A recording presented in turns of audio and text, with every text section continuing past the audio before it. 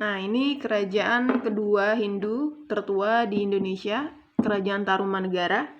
Kerajaan Tarumanegara diperkirakan muncul pada abad keempat juga hingga abad ketujuh. Kemudian meninggalkan banyak sekali peninggalan atau catatan sejarah. Nah, artefak misalnya kalau kalian jalan-jalan ke Bogor gitu banyak, atau daerah Bekasi, Bogor, itu kan banyak sekali prasasti-prasasti peninggalan Tarumanegara, karena kita tahu sendiri Tarumanegara itu menurut Purbacaraka, menurut ahli itu diperkirakan pusat kerajaannya ada di daerah Bekasi.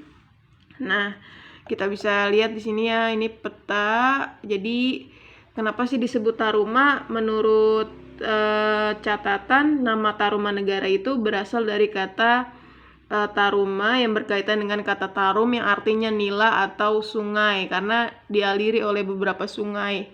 Yang paling kenapa disebut Taruma, karena mungkin ada sungai pada saat itu yang bernama Sungai Citarum di sini ya. Kemudian ini sumber sejarahnya, prasastinya ada Prasasti Tugu, Prasasti Cidanghiang, Prasasti Muara Cianten, Prasasti Jambu, Prasasti Ciaruten. Yang paling terkenal dari Kerajaan Tarumanegara adalah Prasasti Ciaruten dan Prasasti Kebon Kopi, juga Pasir Awi gitu.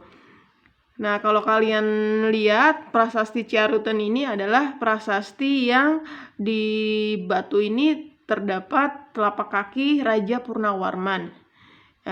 Kemudian juga ada aksara Palawanya. Dia di situ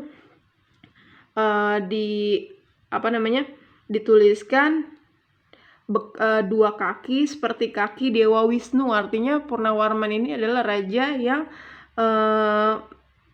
Raja Tarumanegara yang gagah berani di dunia dan diibaratkan sebagai Dewa Wisnu atau dewa pelindung bagi umatnya gitu. Kemudian prasasti, selain prasasti Ciaruten, itu juga ada prasasti Tugu. Prasasti Tugu ini berisi tentang penggalian dua buah sungai oleh Purnawarman yang namanya Candrabaga dan Gomati. Nah, kalau kemudian untuk apa sih penggalian dua sungai itu dilakukan oleh Purnawarman? Untuk bertujuan untuk keperluan irigasi dan pertanian. Maka kita bisa simpulkan kehidupan ekonomi yang berkembang pada masa Kerajaan Tarumanegara adalah kehidupan pertanian gitu ya. Nah, kemudian agamanya pada saat itu menurut berita Fahien yang pernah singgah di Yepoti pada abad ke-5 diketahui bahwa terdapat banyak penganut Hindu. Yang paling mayoritas adalah penganut Hindu, meskipun ada penganut Buddha sedikit dan animisme dan dinamisme gitu.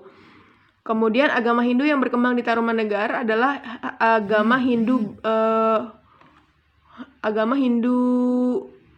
Wisnu dan Brahmana. Pendapat ini didasarkan adanya pemberian 1000 ekor lembu dari Purnawarman kepada Brahmana gitu. Ini salah ya. Maksudnya agama Hindu yang berkembang pada saat itu adalah agama Hindu Wisnu. Kalau tadi di Kutai agama Hindu Shiva, kalau di Tarumanegara agama Hindu Wisnu. Kemudian sedekah 1000 ekor sapi dilakukan ketika Purnawarman sudah melakukan penggalian dua buah sungai Candrabaga dan Gomati. Nah, ini selamatannya ibaratnya nih 1000 ekor sapi kepada Brahmana. Nah, kita juga bisa lihat dengan Purnawarman bisa menyedekahkan 1000 ekor sapi, artinya Tarumanegara juga merupakan kerajaan yang kaya pada saat itu, sama seperti Kutai gitu. Kemudian setelah itu ada kondisi ekonomi. Nah, karena kita tahu sendiri tadi kenapa sih sungai yang bernama Candrabaga dan Gomati ini digali oleh Purnawarman untuk keperluan irigasi, untuk pertanian. Maka masyarakat Tarumanegara hidup dari bercocok tanam, ya. Kemudian peternakan juga berkembang. Dilihat dari apa? Banyaknya lembu yang disumbangkan atau banyaknya sapi yang disumbangkan oleh Purnawarman kepada Brahmana gitu. Kemudian sosialnya apa? Karena sama seperti Kutai, karena agamanya Hindu, maka sosialnya kita dapat simpulkan memiliki kerajaan tersebut sudah memiliki struktur sosial yang sudah mengatur, karena sudah punya kelas sosial yang kita kenal dengan kasta gitu ya. Ada peran-perannya, ada Brahmana, ada Ksatria, Waisya, Sudra gitu. Kemudian budayanya apa?